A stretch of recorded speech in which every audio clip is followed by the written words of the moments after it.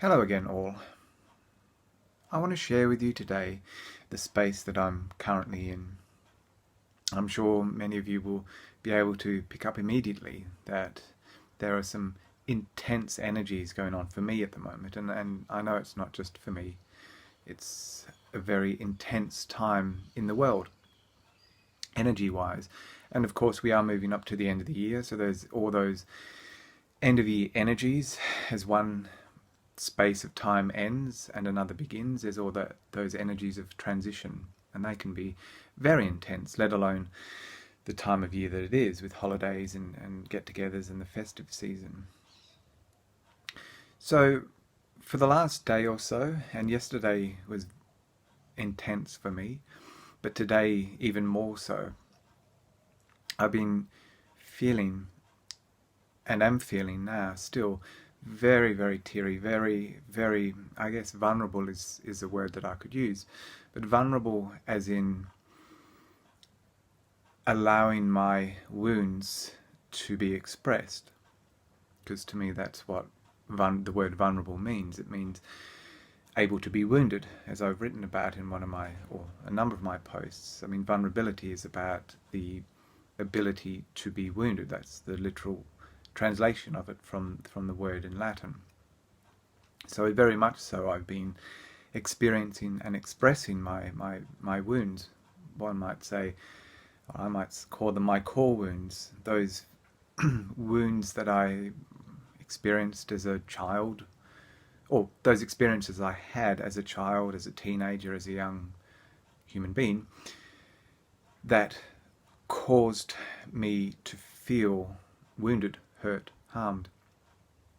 So some of the words that I've been expressing with myself, so I've been sitting with myself and just allowing the emotions to flow, just allowing the tears to fall and the energies to flow and be expressed through me. And some of the words that I've been using have been rejection, just feeling rejected, feeling abandoned, feeling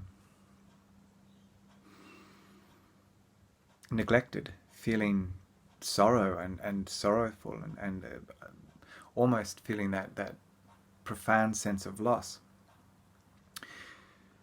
feeling frustrated and just in many ways fed up. It really feels to me, and I reflect on my last month or couple of months, I have been feeling a sense of, and expressing a sense of frustration and anger. And a sense of, in many ways, a feeling of just going round and round and round. And a lot of, if not all of, what I've been feeling has been centered around my previous relationships. It's as if every relationship I've been in and every beautiful being with whom I shared that relationship has been brought into my mind and into my heart for me to revisit and review and reflect upon. Especially those times when I have felt hurt, when I have felt those feelings of being rejected, of being ignored, of being neglected, of being abandoned. And I'm in no way saying that the beautiful beings with whom I shared my relationships in any way abandoned me or neglected me or ignored me or weren't there, weren't present. But it's, for me, the reflection upon what I was feeling at the time when I was in that relationship with that beautiful being. And just in many ways, it's an opportunity for me just to sit with the emotions and to answer the call that is coming from within. For me, and I've shared this before, any feeling of those core wounds, any shadowy feeling that we have come up for, that we have come up for us, that arises within and is expressed, is a voice, the voice of, we could say, our inner child, we could say our ego, but that part of us that has experienced abuse. And that's another word that's come up, abuse, for me as well. So though that voice, those voices that come up within us, that calling out for attention, for our love, those parts of us, those aspects of us, that divine inner child, that our ego that has experienced abuse, neglect, that has experienced abandonment, loss, sorrow, codependency, any of what I call those core wounds, those wounds that really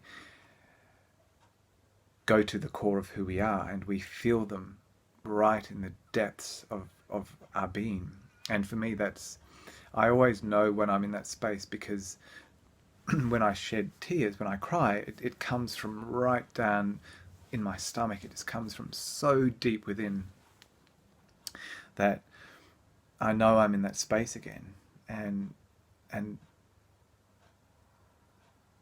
all I can be in that moment is just to sit with it, to allow it to flow, to be expressed in whatever way it is. And for me, often it is through tears, but this time it's also been anger. Just why me? Why is this happening? And why am I revisiting this when I feel as I've experienced this and reviewed this and reflected upon this so many times before in my life, in my past? But it is what it is. And a deep part of me senses that it's not a circle. It may feel cyclical, it may feel as though it's a cycle, and it may feel as though it's a circle. I'm going round in circles, here I am again. But as I've shared before, for me, the truth of it is that it's a spiral, that we may be experiencing as we move up the spiral the same experiences and the same feelings, the same thoughts, the same energies, and being in the same place that we were previously, or feel as though we're in the same place as we have been previously. But the truth of it is, whether we do personal growth work, whether we reflect, whether we meditate, whether we actively, consciously and with awareness work on embracing those parts of us, those aspects of us, and moving more into who we are always moving and shifting and evolving and changing and expanding. So even though we maybe feel as though we're in the same place and experiencing the same things, feelings, thoughts, situations, we're on a higher arc of that spiral. So we are a different person to where we were and when we were the last time we experienced that. It doesn't make it any easier, it doesn't make it any more comfortable, it doesn't make it any less intense. It just means that perhaps we are able to feel more as though we have the knowledge or feel the steps we can take to move through that and move back into a place of more balance or of more harmony or of more peace within. Of course, even that, saying that, it's not necessarily an easy thing to do. I mean, as I said, for me, it's the second day of this intensity. And I'm sure each and every one of you can feel it and can sense those energies within me. And it leads me on to the other word that has been floating in my awareness, in my consciousness lately, that I shared with the previous sharing that I did about addiction. And that's shadow. For me, all that I'm experiencing, all that's coming up, all that's arising within, I see as my shadow aspects, my shadow self, if you will. In the past, I've called it the dark twin, those dark parts of who I am. And that still resonates to a point with me. Those repressed parts of who I am, those parts of me that I haven't in the past allowed myself or known how to engage with, and to allow them to feel and be expressed, and to express what they're wanting to in that moment. For various reasons, and I would phrase it as for the conditioning that I've experienced through society, through different systems, through culture, through families as well, often, and through friends. Where we're conditioned in so many ways to be this, that, or the other, that it really often is a process of unlearning and releasing ourselves from those conditions. And excuse me, what I mean by that is, for example, big boys don't cry, or big humans don't show their emotions in that way. And one for me, over the last couple of years especially, not having worked in the way that I once worked, has been, how am I actually contributing to society? How am I being a contributing member to society if I'm not paying taxes, and I'm not earning a wage, and I'm not participating in the way that I once did? But the reality and the truth of that for me is, we don't have to be working to be of service, to be sharing our light and our love and all that we are with this world. We don't have to play in that paradigm, fit into that system in order to be who we are, and to allow our love and our light to shine in the way that we want it to, and in the way that we uniquely and individually are able to. To me, as well, doing this work, sitting with ourselves when we're feeling those intense emotions, and honoring them and allowing them to be expressed, is energetically contributing more to this world than any amount of physical labor or work in a system that we can do. Where what we do for one, we do for all. What affects one affects all, including our world. And that's my truth, of course, and I share that.